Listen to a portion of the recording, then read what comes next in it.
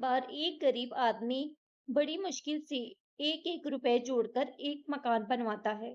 व्यक्ति बड़ा मेहनती था और उस मकान को बनवाने के लिए पिछले कई वर्षों से एक एक पैसे का बचत करता रहा, ताकि उसका परिवार एक छोटी सी झोपड़ी से निकलकर पक्के मकान में बड़े सुखों से रह सके। इसके बाद पंडित से पूछकर गृह प्रवेश के लिए एक शुभ दिन निश्चित किया जाता है, लेकिन गृह प्रवेश के 2 दिन पहले के एक जोरदार भूकंप आता है और उसका मकान पूरे तरीके से ध्वस्त हो जाता है। अब जब यह खबर उस आदमी को दी जाती है, तो वह दौड़ा दौड़ा बाजार जाता है और वहां से मिठाइयाँ खरीद कर ले आता है। अब मिठाइयाँ लेकर वह घटना स्थल पर पहुंचता है, जहां पर काफी लोग इकट्ठे होकर उसके मकान गिरने पर अफसोस जाहिर कर रहे थे और कह रहे थे, बेचारे के साथ बड़ा बुरा हुआ है। कितने मुश्किल से एक एक पैसा जोड़कर उसने मकान बनवाया था। इस प्रकार लोग आपस में तरह तरह की बातें कर रहे थे। अब वह आदमी वहां पहुंचता है और अपने झोले से मिठाइयां निकालकर सबको बांटने लगता है। अब यह सब देखकर सभी लोग हैरान हो जाते हैं और उसका एक मित्र उससे कहता है, कहीं तुम पागल तो नहीं हो गए हो? तुम्हारी जीवन भर की कमाई बर्बाद हो चुकी है और तुम खुश होकर मिठाइयां बांट रहे हो। इस पर वह आदमी मुस्कुराते हुए कहता है, मेरे भाई, तुम इस घटना का सिर्फ एक नकारात्मक पक्ष देख रहे हो, इसलिए इसका सकारात्मक पक्ष तुम्हें दिखाई नहीं दे रहा है। इस मकान के गिरने से मुझे भी दुख है, लेकिन मुझे इस दुख से कई ज्यादा खुशी इस बात की है, ये मकान आज ही गिर गया। वरना तुम सोचो, अगर ये मकान 2 दिन बाद गिरता, तो मेरी पत्नी, मेरे बच्चे सब मर सकते थे। तब सोचो कितना बड़ा नुकसान होता। और अभी मेरे हाथ पैर सही सलामत है, इसलिए मकान तो मैं और भी बनवा लूंगा, लेकिन अगर किसी की जान चली जाती, तो क्या मैं वह पैसे से ला पाता?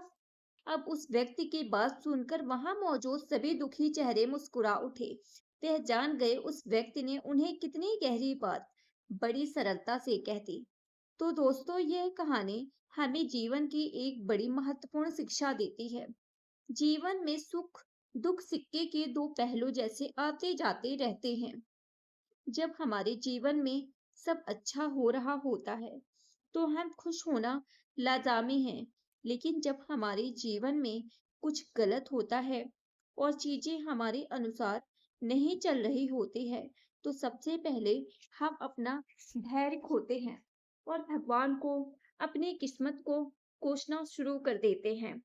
यानी उस समय हम सिर्फ और सिर्फ अपना दुख नजर आता है और उस दुख के अंदर जो थोड़ा बहुत हमारे पास है, हम उसे भी खो देते हैं।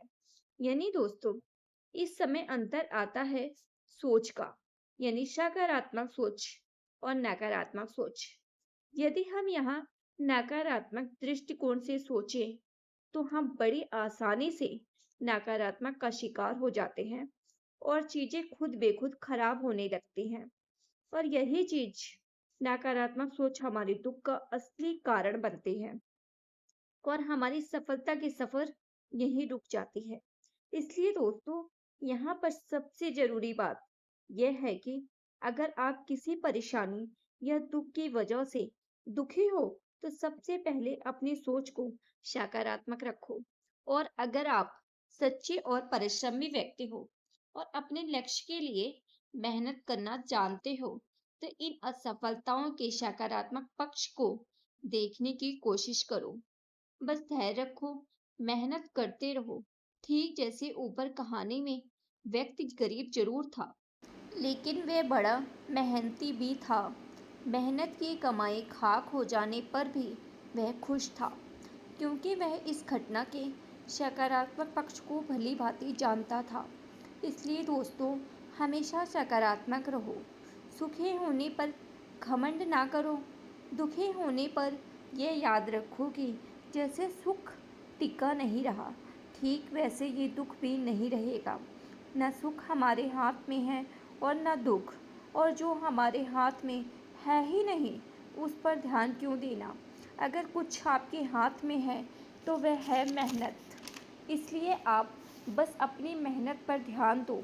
और वैसे भी जिस व्यक्ति का पूरा ध्यान अपनी मेहनत के ऊपर होता है, उसका ध्यान कभी अपने दुख या नकारात्मक चीज़ों की तरफ जा ही नहीं सकता। और इसलिए ऐसा व्यक्ति हमेशा सकारात्मक ही रहता है। और यही सकारात्मक सोच एक दिन हमारे सब दुखों को ख़त्म कर देता है। तो दोस्तों, आशा करती हूँ कि इस कहानी से आपको बहुत कुछ सीखने को मिला होगा। अगर आपको ये वीडियो अच्छी लगी हो तो लाइक करना ना भूलें और इस वीडियो को अपने दोस्तों के साथ शेयर जरूर करें। आपको इस कहानी से क्या प्रेरणा मिलती है? अपनी राय कमेंट बॉक्स में जरूर बताएं। राधे राधे।